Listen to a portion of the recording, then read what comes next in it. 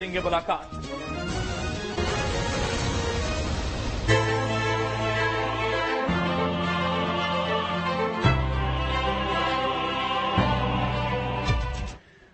नमस्कार, बहुत स्वागत है आप सभी का हमारे खास कार्यक्रम में। मैं हूं आपके साथ लोकेंद्र त्यागी। आज विश्व डायबिटिक डे है। वर्तमान दौर में डायबिटीज यानी कि मधुमेह तमाम बीमारियों का कारक माना जाता है। इस पर नियंत्रण पाने के लिए जागरूकता की आवश्यकता के साथ साथ रहन सहन, खान पान आदि पर विशेष ध्यान रखने की जरूरत है। और आज के समय में ये हर घर में कॉमन होता जा रहा है, लेकिन इसका जो असर हमारे शरीर पर पड़ता है वो बहुत घातक है और धीरे धीरे ये शरीर को खत्म करने की तरफ आगे बढ़ता है। आज इसी पर करेंगे चर्चा। दो खास मेहमान हमारे साथ जुड़ेंगे। डायबिटीज क्यों होता है, कैसे इससे बचा जा सकता है, सारी जानकारी आपको मिलेगी। बने रहिए हमारे साथ। देखिए एक रिपोर्ट।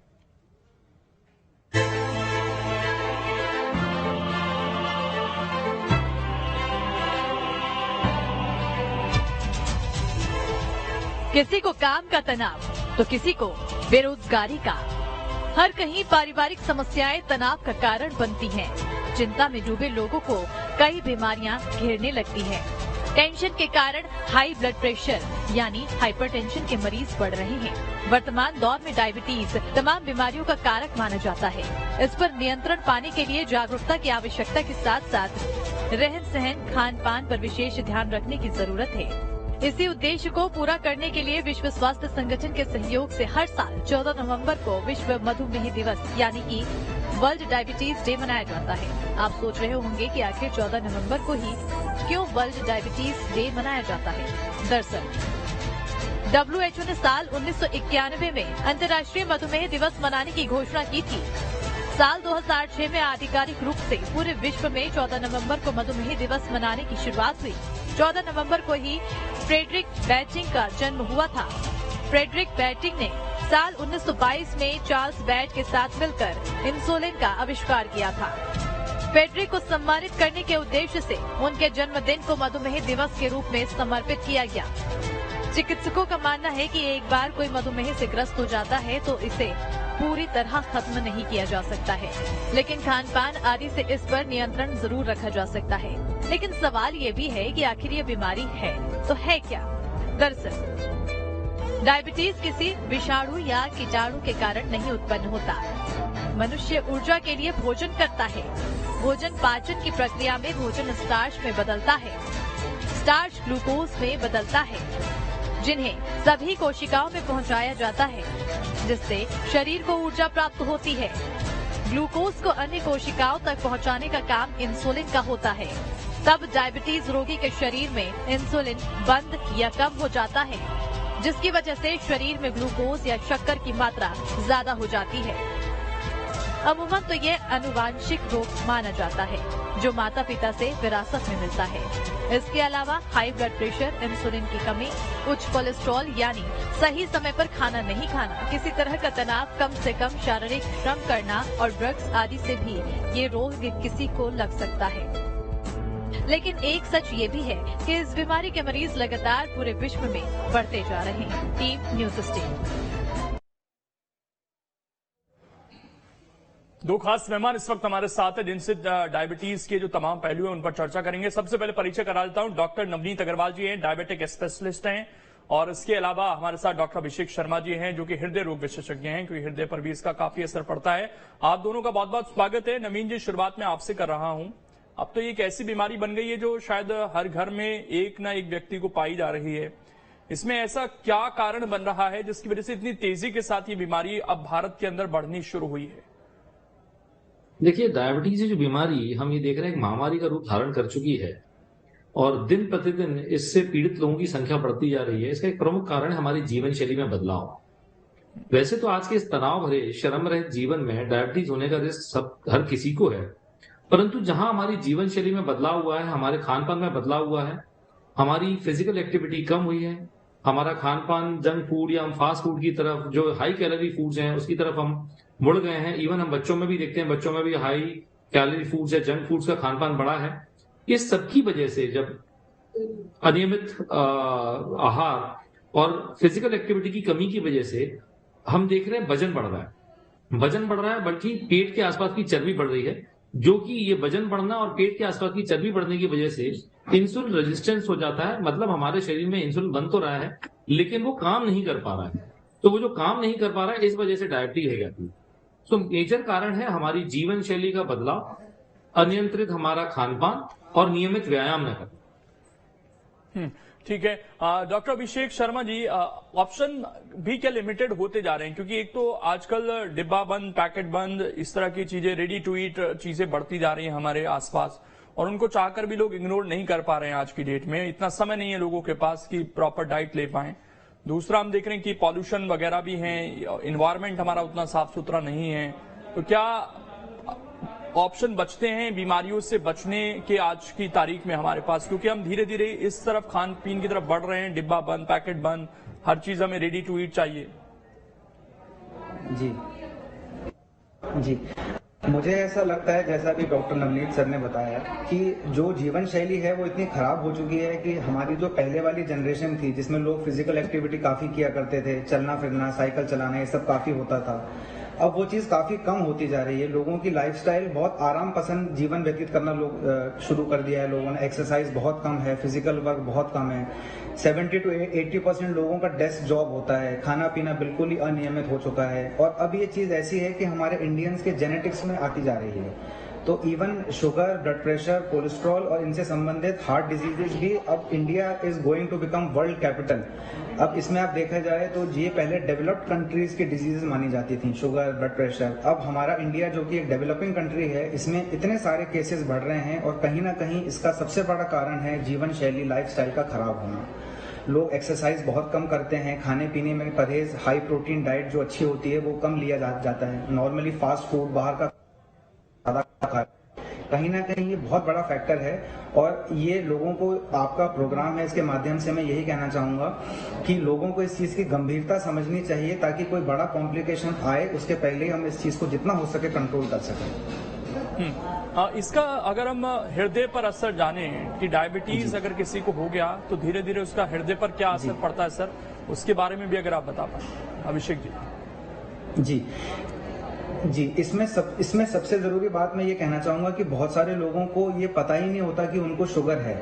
और बहुत बार शुगर के शुरुआती कुछ सालों में मरीज को कोई लक्षण नहीं होते। इसके चलते शुगर जो बॉडी को डैमेज करती है वो कंटिन्यूअस डैमेज चलता रहता है। हमारे पास कई बार ऐसा होता है कि हार्ट अटैक के पेशेंट आते हैं और उनको हॉस्पिटल में पहली बार पता चलता है कि उनको शुगर भी है। अभी लास्ट वीक की मैं आपको एक एग्जांपल देना चाहूंगा। हमारे पास एक 35 साल के व्यक्ति आए थे जो किसी शादी में डांस कर रहे थे और डांस करते वक्त उनको हार्ट अटैक आया। और जब यहाँ पर हॉस्पिटल में वो आए तो उनकी शुगर 450 आई थी। तो हमने उनसे पूछा कि आपको शुगर है, तो उन्होंने बोला मुझे इसके बारे में कोई जानकारी नहीं थी। तो होता यह है कि सबसे जरूरी इंपॉर्टेंट चीज ये देखी गई है कि शुगर बहुत ज्यादा बड़ा रिस्क फैक्टर होता है ब्लॉकेजेस बनने के लिए। हार्ट में ही नहीं, इवन शरीर के अन्य धमनियों में भी इसकी वजह से ब्लॉकेज बनने की काफी गुंजाइश हो जाती है। और शुगर के मरीज जिनको लंबे समय से, कई सालों से अनकंट्रोल्ड शुगर रहती है, ऐसे मरीजों में कई बार देखा गया है कि तीनों नसों में ब्लॉकेज बन जाते हैं या ब्लॉकेज इतने ज्यादा बन जाते हैं कि बहुत बार एंजियोप्लास्टी या फिर बाईपास भी संभव नहीं होती है। इसके चलते हार्ट की पंपिंग कैपेसिटी वीक होना एक अन्य इसका कॉम्प्लिकेशन हो सकता है, जिसकी वजह से हार्ट वीक हो जाता है, फैल जाता है, जिसकी वजह से सांस फूलना और धड़कन तेज चलना, ये सारे लक्षण से मरीज ग्रसित रहता है। सबसे खराब बात यह है कि कई बार जो शुगर वाले पेशेंट होते हैं उनमें चेस्ट पेन भी नहीं होता। हमने काफी कॉमनली इसके बारे में सुना है, जिसको साइलेंट अटैक बोलते हैं। कई पेशेंटों में ऐसा देखा गया है कि उनको सिर्फ घबराहट होती है या पेशेंट ऐसी शिकायत करता है कि मुझे गैस हो रही है, जबकि वो समझ ही नहीं पाता कि उसको एक्चुअली में हार्ट अटैक हो रहा है। इसलिए शुगर का नियमित चेकअप करना बहुत जरूरी है। आजकल कई सामाजिक संस्थाएं काफी सारे कैंप भी लगा रही हैं जिसमें निःशुल्क शुगर की जांच होती है, ताकि कई पेशेंटों को पता चलता है कि उन्हें शुगर है। और सबसे जरूरी बात, अगर जिस भी व्यक्ति को पता चले कि उसको शुगर है, इसको सीरियसली लेना चाहिए, चाहे लक्षण हो चाहे लक्षण ना हो। शुगर सर के बाल से लेकर पैर के नाखून तक परेशान करती है और शुगर कंट्रोल रखना बहुत जरूरी है। डॉक्टर नवनीत जी, ये अगर हम इसको पैरामीटर्स पर देखें तो क्या रेंज है जहां से अलर्ट हो जाना चाहिए किसी भी मरीज को कि भाई अब वो शुगर की तरफ धीरे धीरे बढ़ रहा है? क्योंकि कई बार लोग पैरामीटर्स के बिल्कुल करीब होते हैं तो ये मान लेते हैं कि अभी तो है नहीं।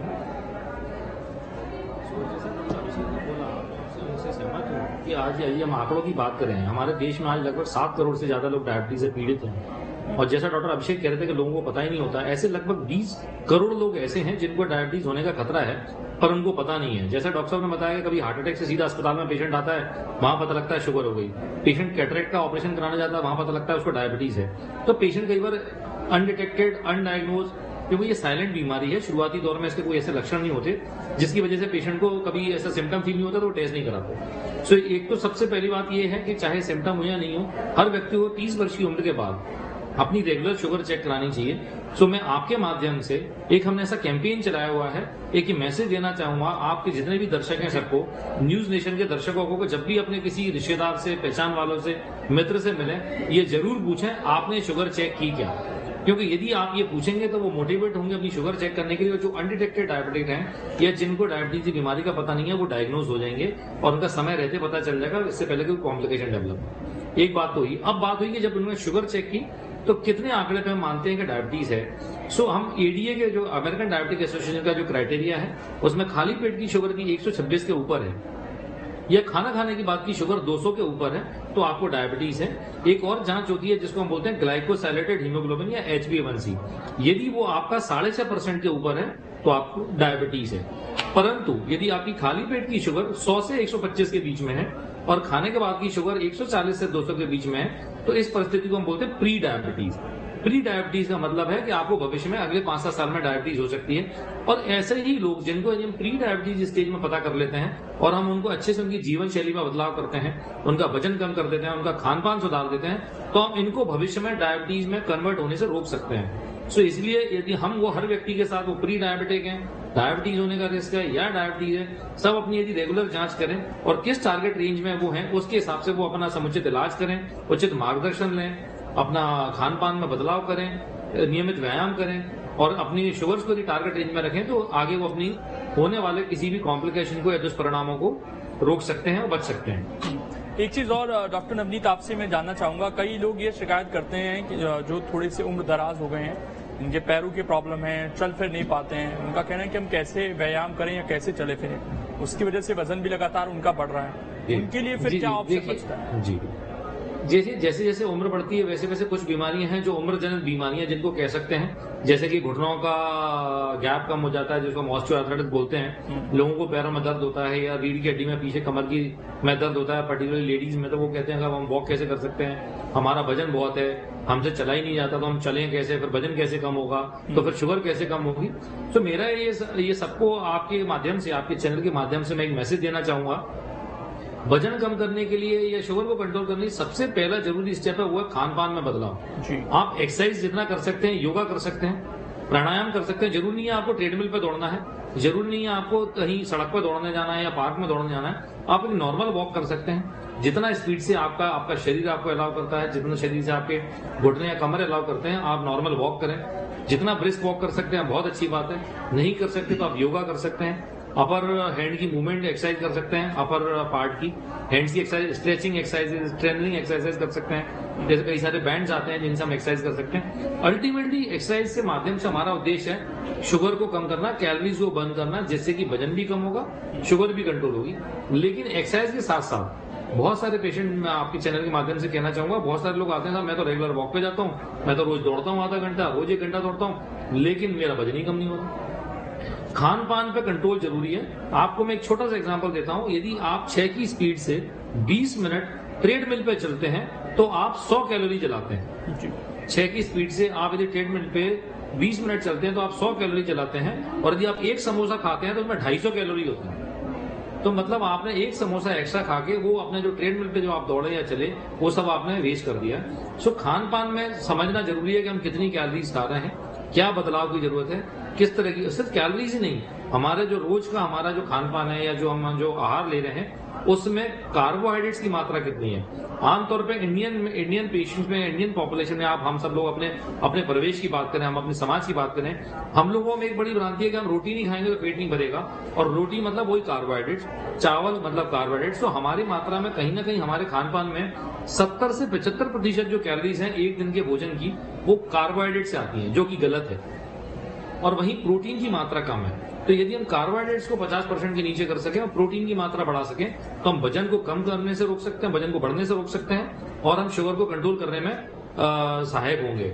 और एक चीज और, एक बड़ी रिसर्च हुई, इसमें यह पाया गया है कि आपकी जो प्रोटीन की मात्रा यदि दैनिक आहार में कम है, उसी की वजह से जो हम देखते हैं लोगों का ना पेट बाहर निकल रहा है या बेली फैट इकट्ठा हो रहा है या फैट इकट्ठा हो रहा है, वो प्रोटीन की मात्रा की कमी की वजह से हो रहा है।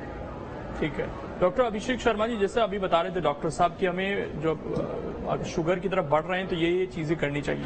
हार्ट से संबंधित आपने जैसा कि चीजें बताई कि अब तो ये हो रही है कि हमें घबराहट हो रही है, हमें लग रहा है गैस बन रही है, लेकिन वो हार्ट अटैक है, तो हमें अपने दिल का भी कैसे ख्याल रखना है, कौन कौन सी चीजें करनी है रेगुलर, इसको लेकर क्या सुझाव देना चाहेंगे आप दर्शकों? जी मैं अपने सारे पेशेंट्स को ना एक एग्जांपल देता हूं जो मैं आपसे शेयर करना चाहूंगा। जैसे किसी भी गाड़ी को चलने के लिए 4 पहिए चाहिए होते हैं, वैसे ही एक किसी भी स्वस्थ जीवन के लिए 4 पहिए होते हैं। पहला पहिया होता है खान पान, जैसा सर ने बताया। दूसरा पहिया होता है अच्छी लाइफस्टाइल, जिसमें एक्सरसाइज शामिल है। तीसरा पहिया होता है अगर किसी को शुगर, बीपी, कोलेस्ट्रॉल ऐसी बीमारियां हैं तो उसे कंट्रोल रखें। और चौथा पहिया होता है रेगुलर चेकअप। मैं आपको बताना चाहूंगा कि हमारे इंडिया में हम हर साल दिवाली पर घर की सफाई करते हैं, अपनी गाड़ी की सर्विसिंग कराते हैं, बट अपने स्वास्थ्य को लेकर कोई भी इतना सचेत नहीं रहता।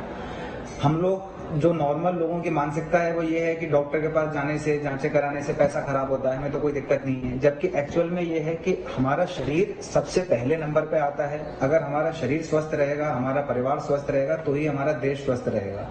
तो मुझे लगता है कि सबसे इम्पोर्टेंट चीज ये है, चाहे आपको लक्षण हो या आपको लक्षण ना हो, अगर आपके घर में, परिवार में किसी को शुगर है, माता पिता को शुगर, बीपी ऐसी शिकायतें हैं, आपको रेगुलर बेस पे सालाना अपनी हार्ट का चेकअप, इवन शुगर का चेकअप या ब्लड प्रेशर का चेकअप कराना चाहिए, जो बहुत ही इजीली अभी हमारे देश में हर जगह उपलब्ध है। नियमित चेकअप कराने से कोई भी बीमारी हमको पहले पकड़ में आती है। अगर वो चीज हमको टाइम रहते पकड़ में आ जाए तो हम उसका प्रॉपर ट्रीटमेंट कर सकते हैं। कॉम्प्लिकेशन होने के पहले हम उसको कंट्रोल में ला सकते हैं। सबसे बड़ी मैं आपके माध्यम से कहना चाहूंगा कि हमारे भारत में कई ऐसे पेशेंट्स हैं जिनमें एक्सेप्टेंस नहीं है, जिनको अगर आप बताओ कि आपको शुगर है, आपको कंट्रोल रखना चाहिए, तो उनका पहला जवाब होता है कि साहब हमें तो कोई दिक्कत नहीं है। तो मुझे ऐसा लगता है सबसे पहली चीज ये है कि अगर किसी व्यक्ति को पता चलता है कि उसको शुगर है तो उसको एक्सेप्ट करना चाहिए और उसका प्रॉपर ट्रीटमेंट लेना चाहिए, ताकि कॉम्प्लिकेशन वाली स्टेज में पहुंचने से पहले ही वो कंट्रोल की जा सके। रही बात हार्ट के, तो कुछ बुनियादी लक्षण होते हैं, जैसे चलने फिरने में या मेहनत का काम करने में छाती में भारीपन होना, जो कि आराम करने पे कम हो जाए, घबराहट के साथ पसीने आना, बेचैनी होना। अगर जैसे किसी व्यक्ति को छाती में दर्द भी होता है, छाती में दर्द के कई कारण होते हैं, जरूरी नहीं है हर दर्द हार्ट की वजह से हो, मांसपेशियों की वजह से, नसों की वजह से, एसिडिटी की वजह से, हार्ट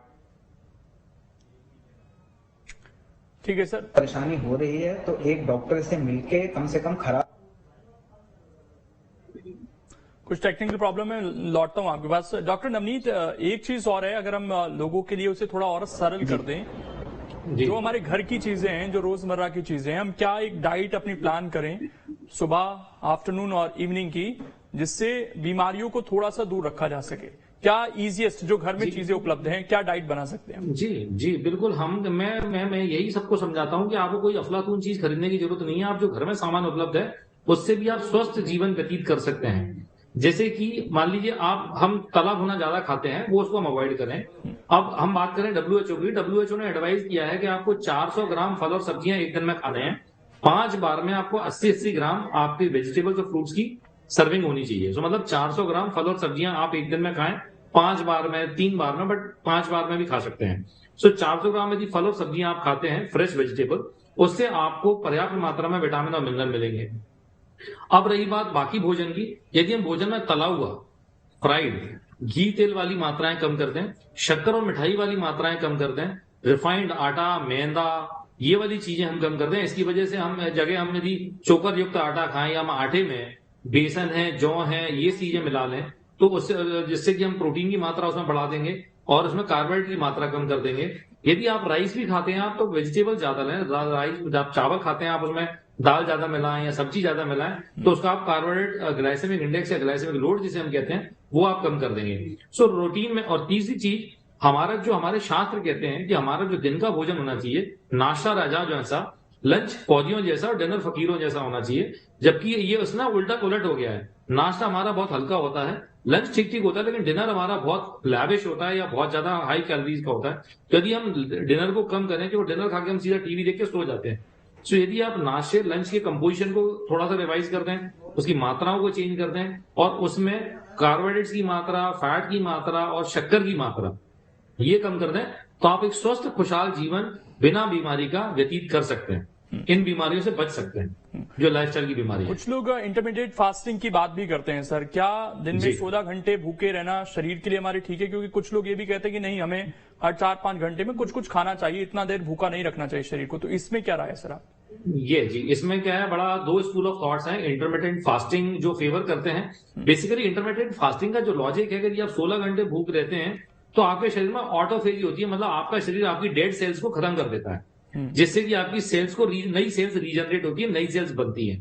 सो वो ऑटोफेजी की वजह से रिकमेंड करते हैं कि आप इंटरमिटेंट फास्टिंग करें। 16/8 है, 2/5 है, मतलब 2 दिन भूखे 5 दिन खाया, 16 घंटे नहीं खाया, 8 घंटे खाया, इस तरह की इंटरमीडिएट फास्टिंग या ऑल्टरनेटिव फास्टिंग। तो इंटरमीडिएट फास्टिंग बहुत अच्छी है। हमारे पहले के जमाने में ऋषि मुनियों ने जो व्रत का जो चलन था, उसके पीछे भी यही साइंटिफिक लॉजिक था। पहले भी जो ऋषि मुनि व्रत कहते थे, और हमारे सारे संस्कारों में, हमारे इसमें सारे ग्रंथों में व्रतों का जो मेंशन है या व्रतों का जो उन्होंने पालन करने के लिए बोला है, वो इसीलिए था कि हम अपने शरीर को रेस्ट दें। लेकिन आज आप देखेंगे लोगों की भ्रांति हो गई है व्रत के बारे में।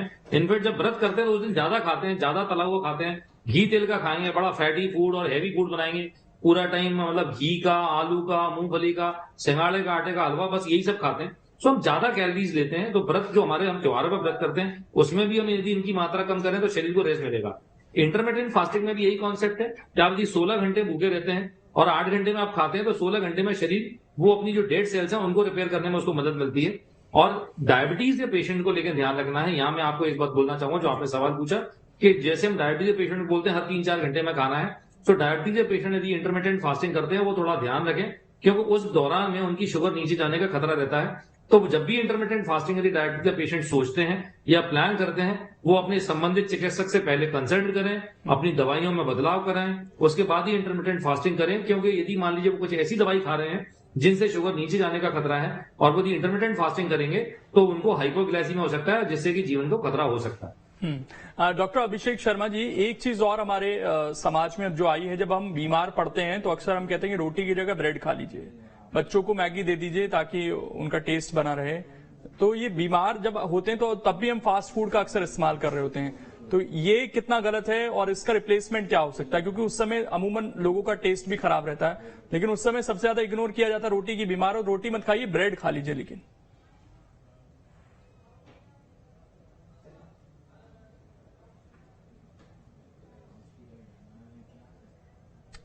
ठीक है, ऑडियो जीवन भर संभव नहीं होता। तो मैं अपने पेशेंट्स को एक ही बात हेलो, आवाज आ रही है? आ गई है सर, बोलिए बोलिए। तो की मात्रा ज्यादा होनी चाहिए, मीठा और चिकनाई कम होनी चाहिए। अब बहुत सारे घरों में अलग अलग टाइप की चीजें खाने में प्रयोग में आती हैं, जैसे साउथ इंडियंस होते हैं, नॉर्थ इंडियंस होते हैं, गुजरातीज होते हैं, सबके अलग अलग मेन्यू होता है। तो उसमें ये सारी चीजें अपन को ध्यान रखनी चाहिए कि प्रोटीन और फाइबर ज्यादा हो, मीठा और चिकनाई कम हो। रही बात तबीयत खराब में रोटी के बदले ब्रेड खाना या फिर मतलब मैगी वगैरह खाना, तो कोई भी डॉक्टर मैगी खाने के लिए तो ऑब्वियसली नहीं बोलेगा। मुझे लगता है कि जब कोई व्यक्ति बीमार है, कुछ खा पी नहीं पा रहा है, थोड़ा बहुत उसको कैलोरीज की जरूरत होती है, उस टाइम पे वो जो उसको पसंद हो वो खाए। बट बीमार आदमी 2-4 दिनों के लिए होता है।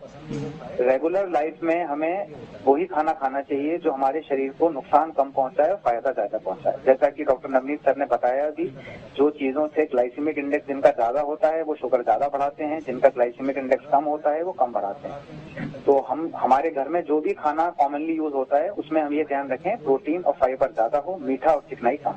चलिए डॉक्टर नवनीत जी, क्लोज करेंगे हम इस सेगमेंट को अपने, और मैं कोई मंत्र आपकी तरफ से हेल्दी लाइफस्टाइल के लिए, इन बीमारियों को दूर रखने के लिए, क्लोजिंग कमेंट सर आप। स्वस्थ जीवन रहने के लिए संतुलित आहार, नियमित व्यायाम एंड संयमित जीवन शैली एक मूल मंत्र है। दूसरा, डायबिटीज से बचने के लिए मैं हर जगह ये मूल मंत्र देता हूं, वेट कम और पेट कम। वेट मतलब वजन और पेट मतलब पेट के कमर का नाव। सो यदि डायबिटीज से बचना है तो वेट कम और पेट कम। ठीक, बहुत बहुत शुक्रिया आप दोनों का जुड़ने के लिए और इस चर्चा का हिस्सा बनने के लिए। तो आज विश्व डायबिटिक दिन हम मना रहे हैं, मनाना तो नहीं चाहिए, लेकिन क्योंकि आज की डेट में ये बीमारी इतनी तेजी से बढ़ रही है, इसके लिए जागरूकता बहुत जरूरी है। 2 डॉक्टर हमारे साथ जुड़े थे, बहुत अच्छे से उन्होंने चीजों को समझाया भी है, कैसे आप अपनी लाइफस्टाइल में सुधार कर सकते हैं, कैसे इन बीमारियों से दूर रह सकते हैं। तो